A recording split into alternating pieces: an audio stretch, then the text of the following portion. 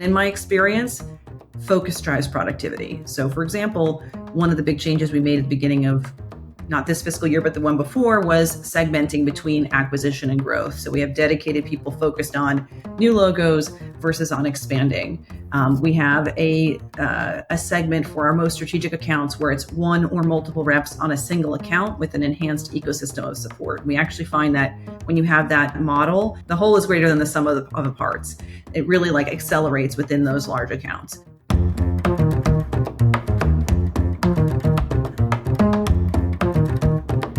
Welcome to Software Snack Bites. I'm your host, Shomit Ghosh of Bold Start Ventures, and today we're excited to have Meghan Gill on the pod.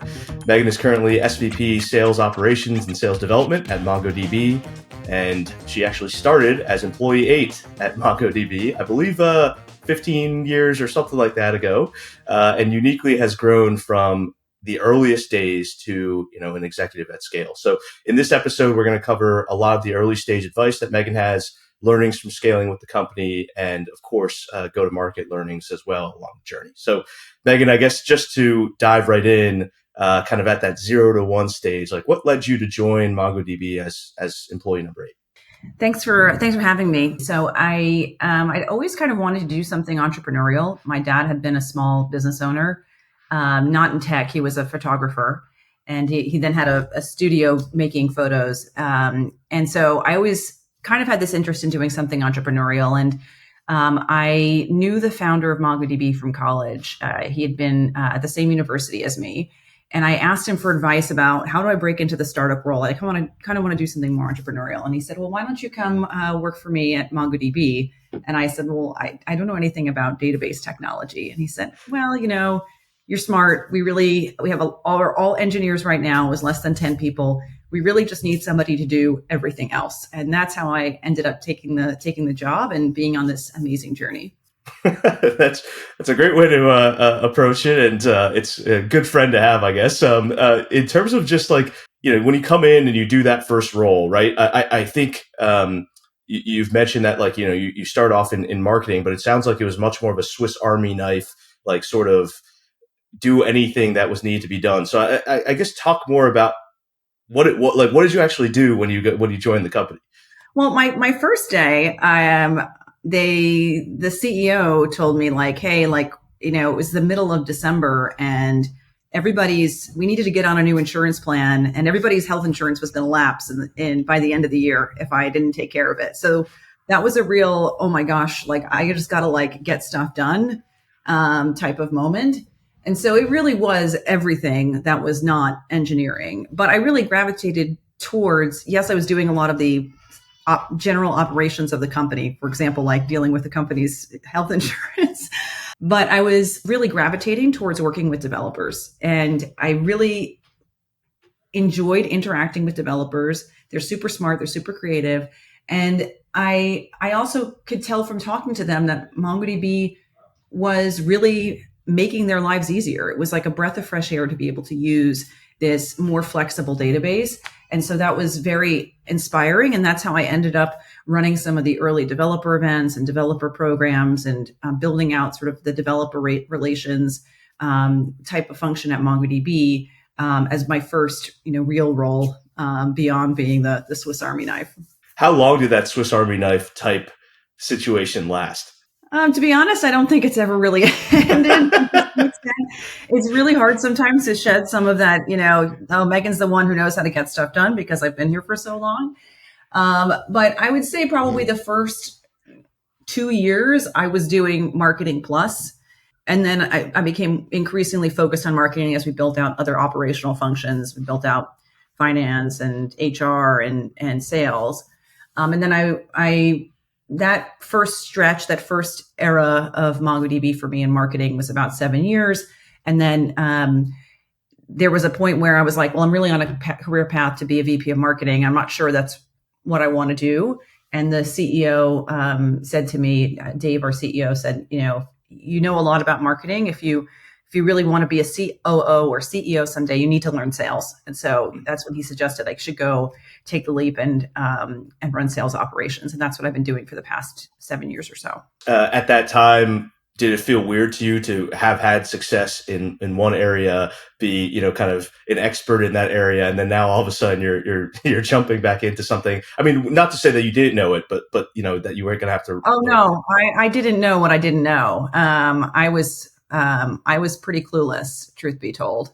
And I remember asking a friend of mine who actually was my predecessor, but then went on to go become CEO of a early stage startup.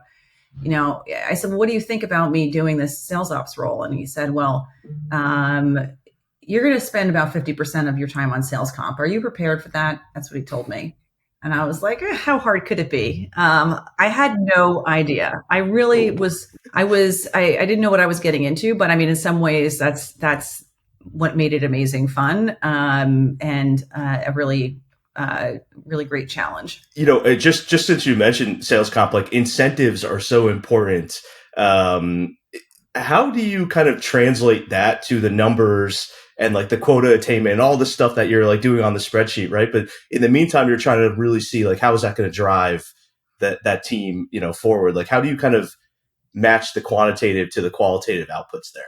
Yeah, I mean, when it comes to sales comp, I mean, compensation drives behaviors, but it doesn't necessarily drive outcomes. So that's always something that you need to be aware of. Like the little parable I've told in the past is the story about the village that's overrun by cobras. And the mayor of the village says, I'm going to give everybody $1 for every cobra that they kill.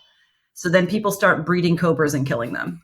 So it drove the behavior, but not the outcome. And that's really the key thing for you. You have to start with what behavior do we want to drive?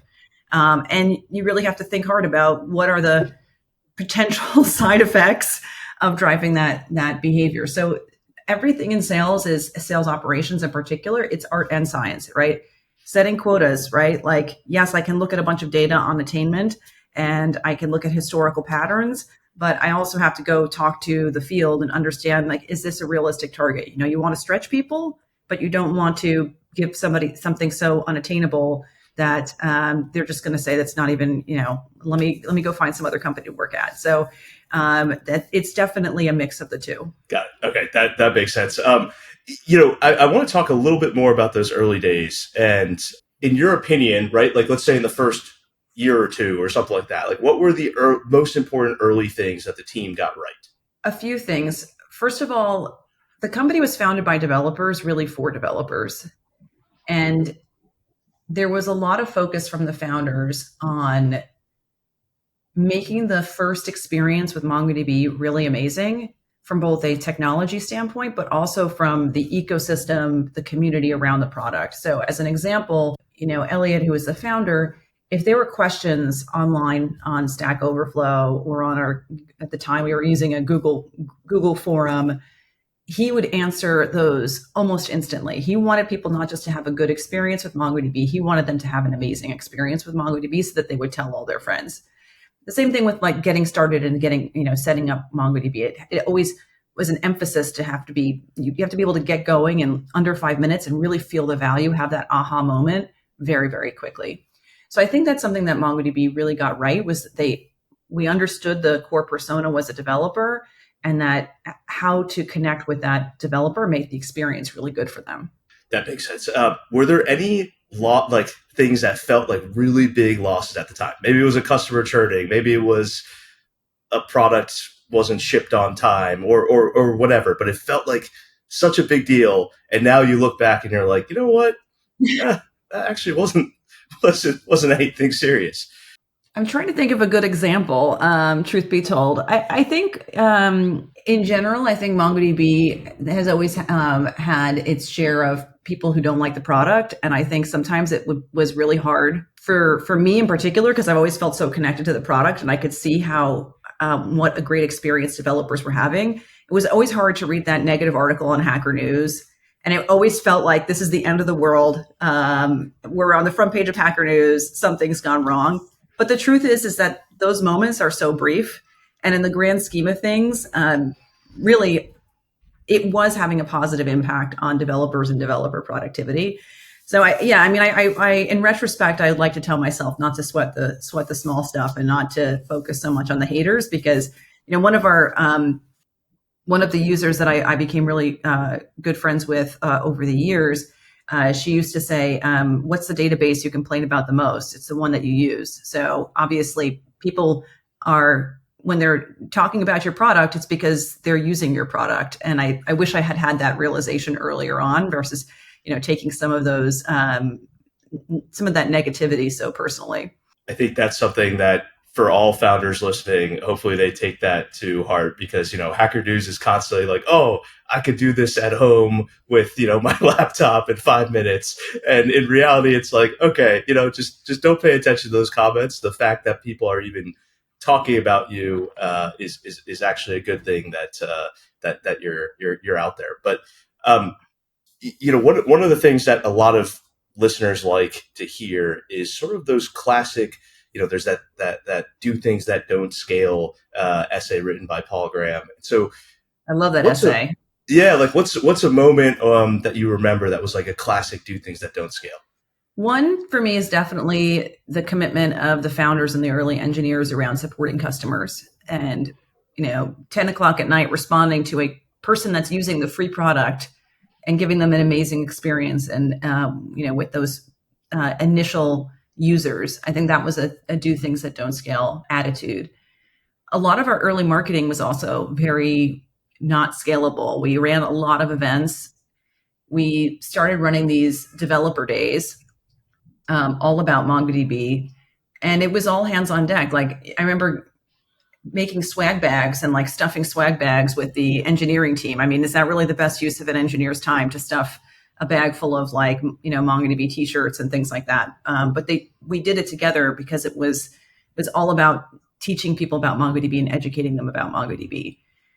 I think a change that happened over time, for example, is, which was much more scalable, was when we launched MongoDB University. So we went from doing a lot of these in-person events, which I thought was was really amazing for building community, getting people using the product hands-on, to building this online platform for courses for people to really learn MongoDB, become certified.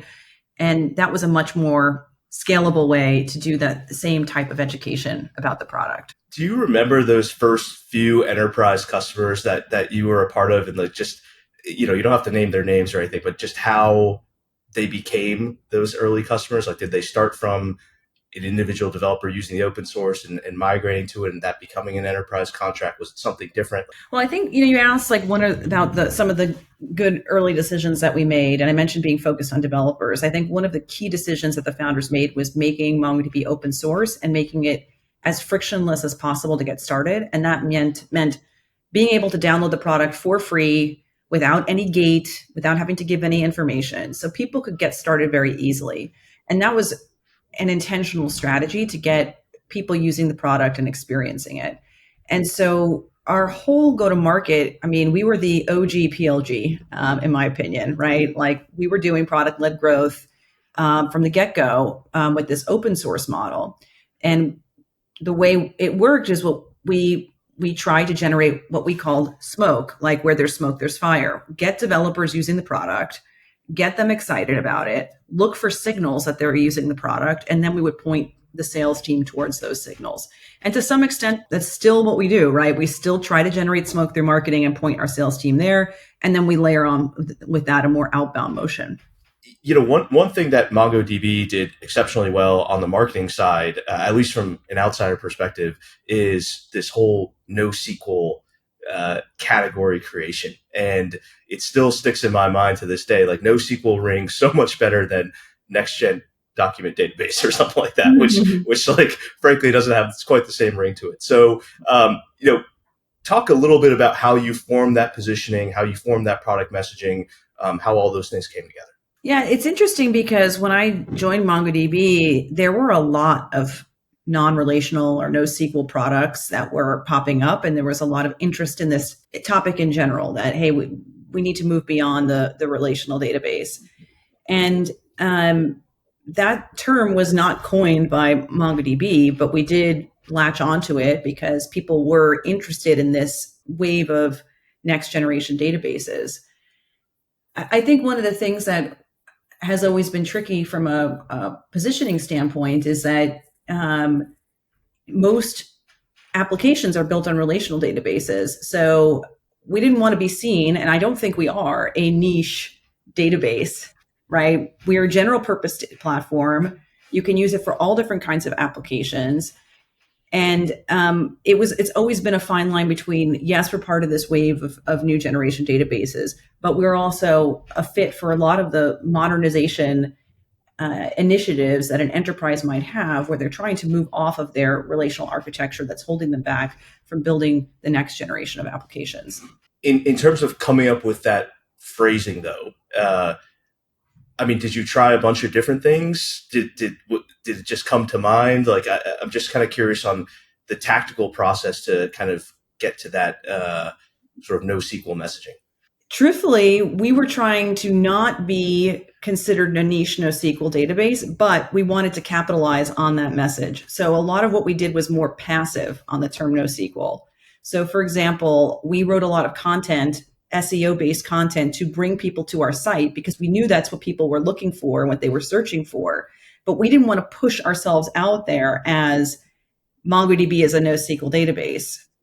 We would like to be seen as not a niche product, because we're not, but as a developer platform. Got it. Okay. So it was a lot of that positioning, the blog, like understanding what people were searching for, and then saying, okay, we'll write content to tailor to them that will start to resonate when they actually find us and read the content that we put out there. Right. I mean, and then the NoSQL content that we have is, I mean, it's been a while since I've been in marketing, so I don't know if it's still the case, but when I was in marketing, it was some of the best performing content because that's what people were trying to educate themselves on, right? So it was very much our top of funnel content, on this is the landscape. These are the different kinds of databases that you could consider using. And so it did drive a lot of eyeballs on to the site and we helped form the narrative as people were researching and educating themselves on the different solutions in the market. Yeah, it's amazing because it's just interesting how that was the early messaging, and then now no one would think about Mongo in that way, right? Mongo is much more of a platform and much larger story than that. But it's kind of interesting to see where they start. But if you had a magic wand and you were able to go back and tell yourself kind of one or two things to make the process easier, what would you tell yourself? I have this conversation with my husband all the time because he's got a Series A startup, which I have to plug. It's called OSO. It's to help you integrate components into your application. And I always tell him to enjoy the journey because it's so easy to be thinking when you're early stage about the next round, the next customer, the next thing. But it's almost like having kids, right? Like, I have 3 kids, so I think about this as well. Like, you're thinking about, like, as soon as they can sit up, as soon as they can walk, as soon as they're potty trained, like you're doing this like thing where you're actually wishing away the time. I think the thing I would tell someone, if you're an early stage startup, there is something magical about being at an early stage startup, especially if things are going well. And things aren't going to be perfect, but when things are going well, it is super magical. And don't wish away the time. Enjoy the moment because as you start to scale, you're going to have different problems. The problems don't stop. They're just different problems, bigger companies, bigger problems. So really try to enjoy the journey. That's amazing. I imagine Francesca, kind of met through the MongoDB network potentially. So that's awesome. You mentioned 3 kids. I have to ask you. I mean, it sounds like at home, both of you are doing some pretty high stress jobs and managing a lot of things. Like, how did you build your career while having 3 kids and managing all of that? Well, it hasn't been easy. It's a lot of juggling for sure. And I mean, truthfully, it's funny. I used to be like sheepish to say it, but I think it's important to say that I have a lot of help. I have 2 nannies, so 2 different people helping me out during the day. My mother and my mother-in-law, the grandmas, are also very involved, and there's no way we could do it without having the support network around us. And then obviously there's just a lot of making trade-offs and prioritizing, and we have a family operations meeting on Monday nights to go through all the stuff that's going on and make sure we've got all the scheduling sorted out. So there's some structure we've put in place to make it work, but it's it's definitely it's a challenge, but it's also amazing having 3 kids. I wouldn't trade it for anything. I love that you have the weekly stand up to start it off. Yes. That's amazing. So I want to move into kind of the individual learnings that you've had, and one thing that's I think remarkable is that you started with an organization when it was very young. It's grown exponentially to a very large employee count. You've been there for nearly 15 years. Like, how have you scaled yourself over that time? When I joined MongoDB, I was employee 8, and now we're around 5,000. So I've seen the company at many different stages. And I've also seen lots of people come and go, right? Because not everybody is suited for every stage of the company.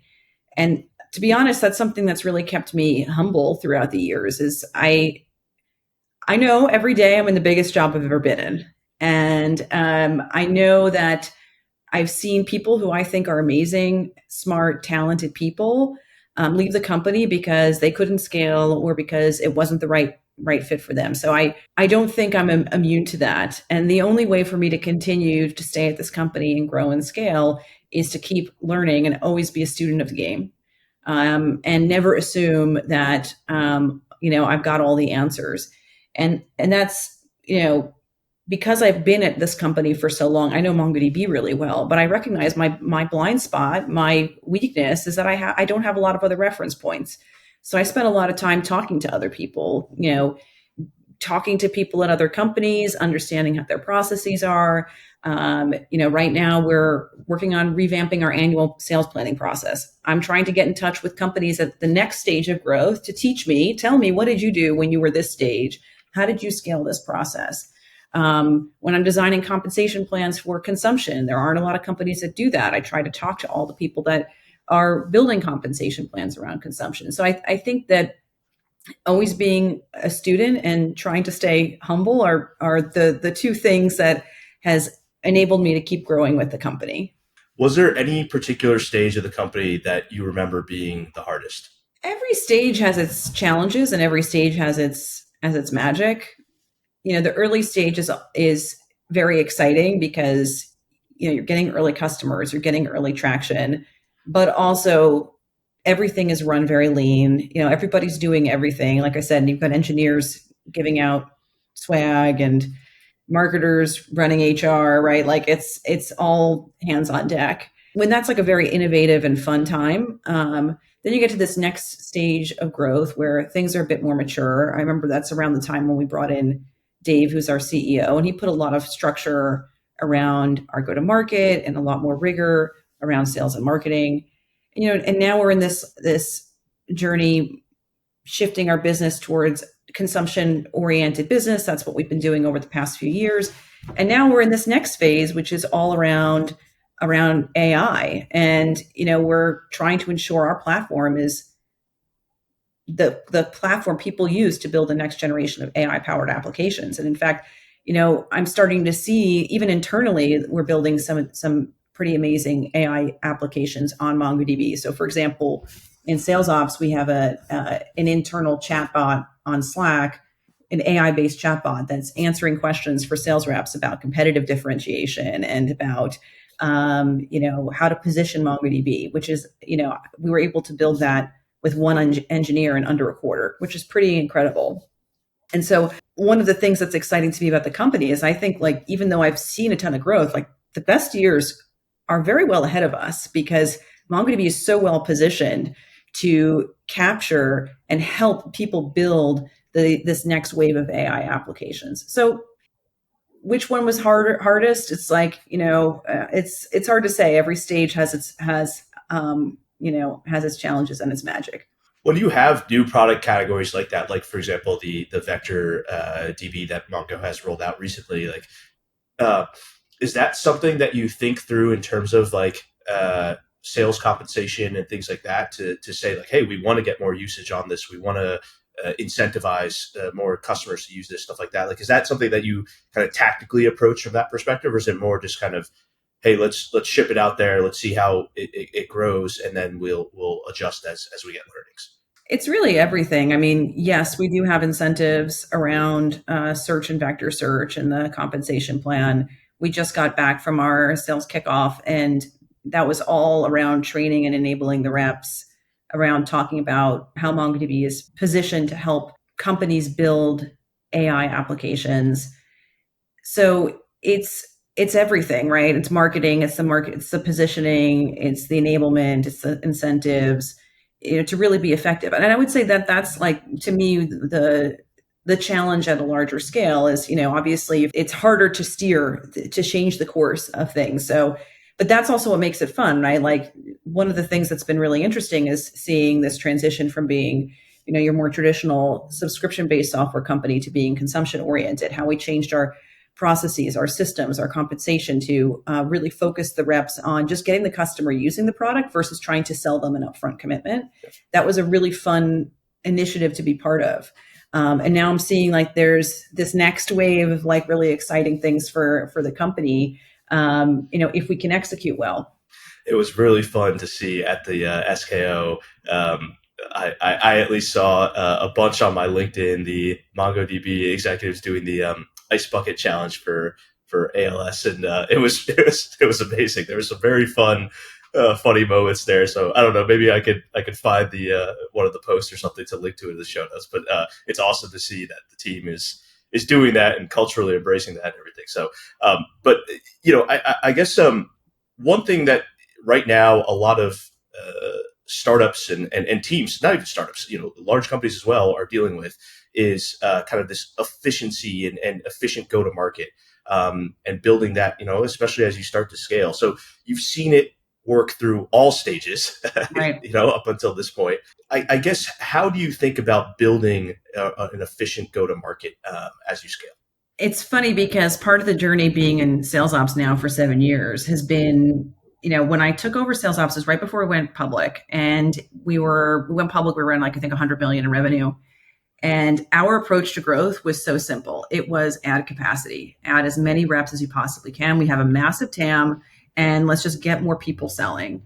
And now that we're, closer to 2 billion in revenue, I mean, it's all about efficiency and driving up productivity. And a large part of that is through segmentation and focusing the reps on, being more focused. And in my experience, focus drives productivity. So for example, one of the big changes we made at the beginning of not this fiscal year, but the one before, was segmenting between acquisition and growth. So we have dedicated people focused on new logos versus on expanding.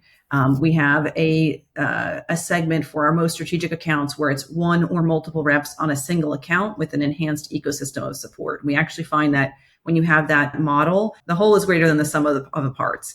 It really like accelerates within those large accounts. So we've really started to specialize within the sales org to drive up productivity. There's always trade-offs in these decisions. And so when you talk about that focus, I imagine there's like a coordination cost in the sense of you now need to find leaders for each of those focus areas that then can all, bubble up to the goal that everyone wants. Is that the right way to think about the trade-off? The trade-off is complexity, right? So a very simple go-to-market, and in fact, that's what we had for a long time, which was having reps in region. Very simple. You're the rep in the team in Chicago is covering all the accounts in Chicago, and whether they're new logos or existing customers, and we had uniform quotas. Everything was very simple. But over time, as we segment, I mean, that's certainly attention. How do we drive up productivity? For example, like if I'm a rep at our scale and I've got 5 accounts in my territory and 4 of them are customers and 1 is a prospect, well, where am I going to spend all my time? On the 4 customers, because it's a lot easier and they're already engaged, and I'm probably going to ignore that prospect account. So it has to get to a point where the benefits of adding that complexity or adding that segmentation outweigh the benefits of having a very simple go-to-market that lets you execute very, very fast. Alex had a great question for you actually in this area, but he wanted to ask, like, if you could go back to the beginning, what advice would you give yourself, knowing what you know now? A lot of people ask me for career advice, and my advice is to focus on the company and not the role or the job description. and focus on making an impact. When someone asks you if you want a seat on a rocket, if you want to get on a rocket ship, don't ask which seat, just get on. And I think there tends to be, especially for people earlier in their career, very focused on what's my title, what's my, how much money am I going to make, all of these things that, get in the right company. Doesn't matter what chair, get in the right company and make an impact, get yourself noticed, and you can have an amazing career trajectory. Because those companies that are the great companies, they're going to invest in their people, they're going to grow, and there will naturally be career opportunities. So even if you get your foot in the door in a role that, maybe isn't your long-term ambition, there will be opportunities in those companies. You can have a big title at a small company, or not a small company, but a company that doesn't necessarily have the opportunity in front of it, doesn't have the right management team, doesn't have a big TAM, and you could be stuck there. And it's like, well, great, you've got a big title, but are you really working on things that have impact? Do you really have opportunity to grow yourself and grow your career? So that's the advice I wish I'd given myself, and that I typically give people when they ask me about advice on how they should be approaching their career and which jobs they should be looking for. Well, I think luckily you still found that for yourself regardless. Yeah. So to move into some tactical advice for teams around kind of go-to-market, one thing I want to start with is on the early side, when you're starting out, everyone says, hey, focus on product marketing, nail product marketing, and then the rest will come. Do you agree with that? Is that kind of how you thought about things early on in MongoDB's history? So I think of marketing as in the early stage, there's really two core functions in marketing. There's product marketing, which is how do you explain what you do? And there's demand generation, which is how do you get people to engage with you, generate pipeline? And they're obviously interconnected. And typically the way I think about it, or when I advise early stage companies, is sometimes you have a founder who's actually intuitively quite good at the marketing and can explain the product marketing, can explain the product really well, be that evangelist and help with the messaging. And then probably you want to err on getting somebody who's got more of a functional demand generation experience. It's actually going to take that, turn that into programs that will generate pipeline. On the other hand, if that's not something the founder is very skilled at, it might make sense to have someone with more of a product marketing bent. But ultimately, in the early stage, to me, that feels like something the founder really needs to be hands-on with, because they need to understand how are customers understanding what we're doing and what we're selling. And if we can't articulate that well, then you've got no shot, right? So I agree you need to nail it. I don't know if that's the first hire you should make, because I think if you're a founder, and same with sales, founders to me need to be doing the first few sales so they understand what pain points a customer has and what's a sales cycle like, and then bring in a salesperson that can start to, once you have a little bit of a process and you have a little bit of an understanding of what your ICP is, then you can kind of go out and scale it. So I would say early stage, if a founder can really play wear that product marketing hat and bring in somebody who can do demand generation and actually bring eyeballs and bring people to the website and get people excited about your product, to me, that's like nirvana. What about something like early pricing, which I know Mongo iterated quite a bit, and MongoDB iterated quite a bit, and I think a lot of other companies as well iterate constantly. Is that just the name of the game, where it's just like, hey, put something out there, finger in the air, just see how it resonates, and then just iterate a whole heck of a lot as you learn more? I mean, I think that pretty much is. I think that is the best approach is iteration. I mean, I mentioned our shift to consumption. I spent a lot of time talking to other people and trying to understand how other companies were solving this problem, because there's also an expectation. Customers have a certain expectation, right? And that's one of the reasons why we shifted to this consumption-oriented model, is that customers have been conditioned by the cloud providers to pay as you go, be billed in arrears for consumption-based products. And so that was the expectation that they had. So we needed to align to their expectations. So a little bit of it is certainly talking to customers, but also talking to other vendors that are in, maybe not competitors, but are in a similar space to understand how they're pricing, because that will also set the expectation for set the expectation of the customers. When do you recommend teams should bring in their first sales ops hire? And because I asked that because, you transitioned, I think you said 7 years or something into that role. Like, should that hire be a lot earlier? Like, how do you think about that? Well, when I took over sales ops, this concept of rev ops was very new. Usually, again, when I advise earlier stage startups, I think it's better to start with a rev ops model because it's way more efficient than having a sales ops person, a marketing ops person, and a customer success person, business systems person. You could probably get a lot more done with one or two rev ops people. So that's the first piece of advice would have is if you could find a way to centralize it early on, then that will enable you to cover more ground and move faster. When should you hire the person? I think it's like the same thing I mentioned with the founder. It's like, when do you hire your first sales rep? It's like, well, at the point where the founder can't do it anymore and there's enough of a repeatable process that you can hire a sales rep. I sort of think of it similarly. Like if I were a founder and I had a sales leader, it's like I would first task the sales leader, like think about the compensation plan, think about the systems. Then when you can't really do, it's beyond what you can do, it's probably time to bring someone in and think about those things.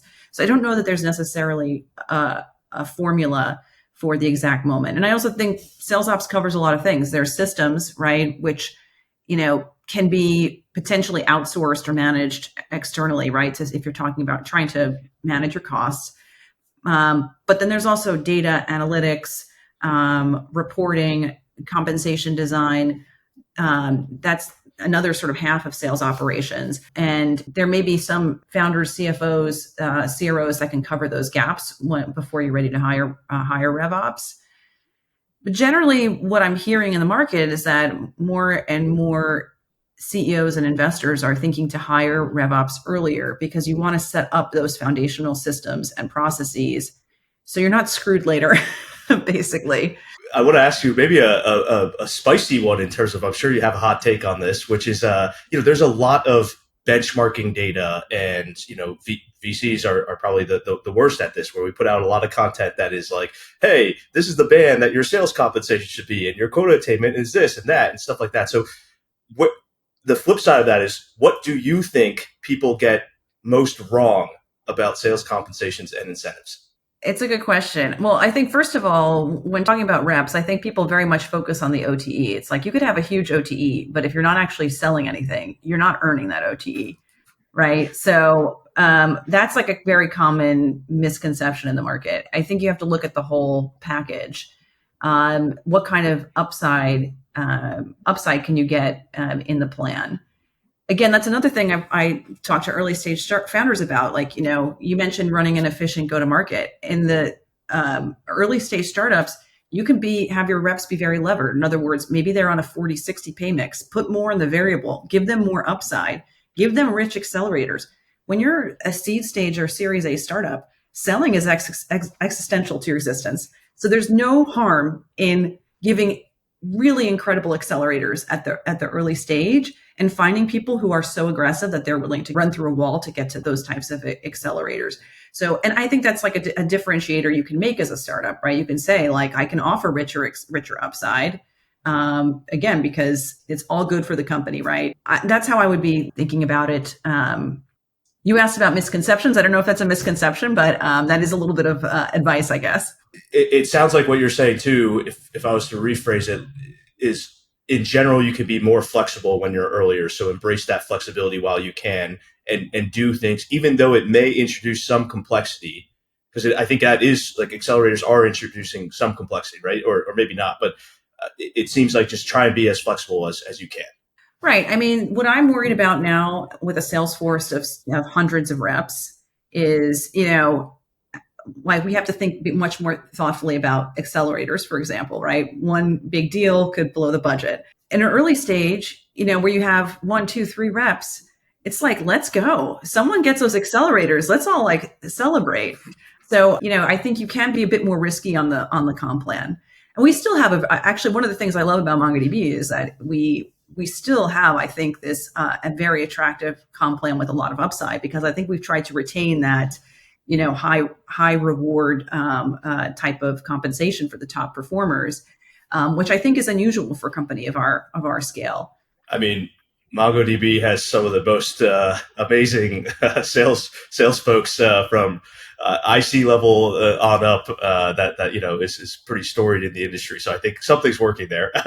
But I guess for these practices, like even now, you mentioned, hey, I just adjusted the sales compensation for consumption, right? All these things. Like, is it something that you're revisiting on a annual basis, quarterly basis? And when I say you, I mean just generally.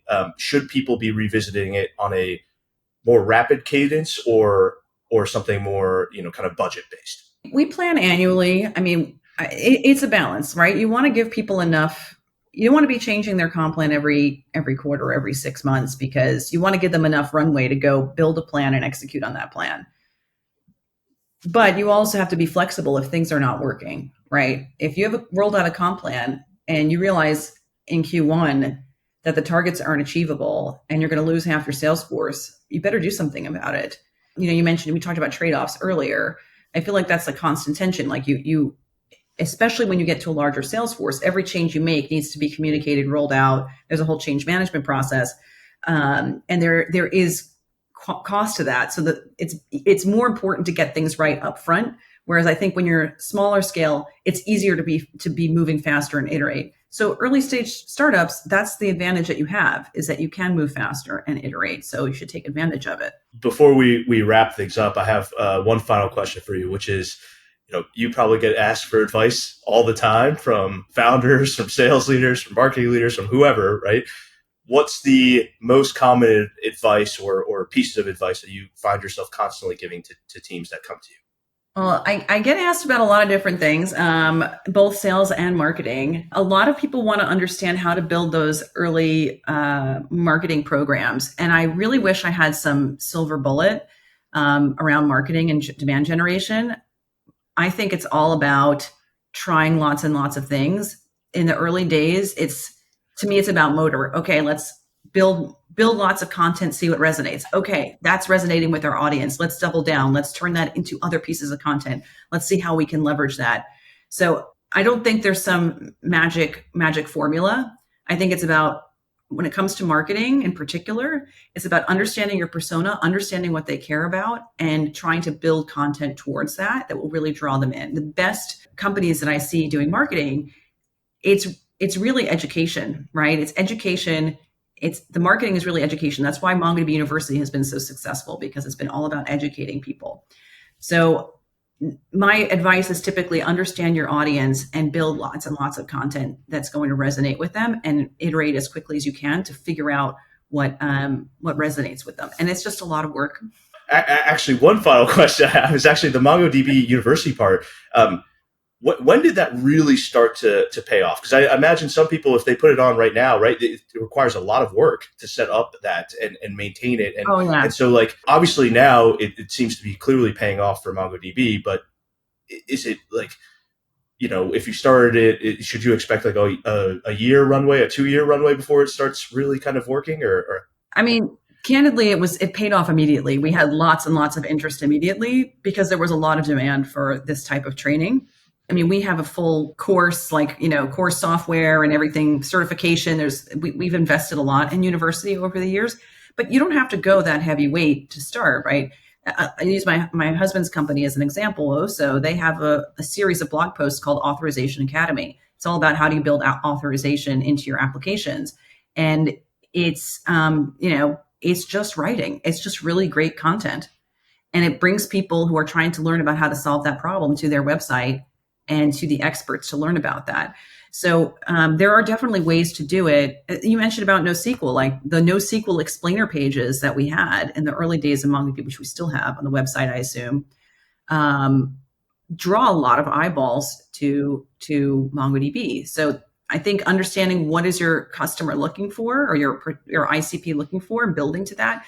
And you can go build an online education platform, but I would first test it with very simple content and see if that resonates, and then double down and invest more if you're getting a lot of interest. That makes a lot of sense. Well, Meghan, thank you so much for your time and all the insights. Is there anything that you'd like to highlight that's coming up for MongoDB? Yes. So, I mean, I think the main thing I would say is obviously I need to plug the amazing product that we have. I mean, we're a unified developer platform, MongoDB Atlas, and we're enabling customers to build the next generation of AI applications. And if you're a developer building an application, you should look at MongoDB. It's incredibly flexible. It has you can manage structured and unstructured data, AI related data, and it's the easiest way to build consistent, correct, differentiated AI applications. So definitely check it out. MongoDB and Atlas is our cloud platform. I think it's been amazing to see how it's become such a robust platform over time, and now as things continue to be shipped, the shipping cadence is quite fast. I will say it for you guys; it's amazing. Keep going, and for a lot of companies, we look up to MongoDB as a shining example of how to do things. So, Meghan, thank you so much for the time. Really appreciate it, and looking forward to talking again soon. Thank you so much.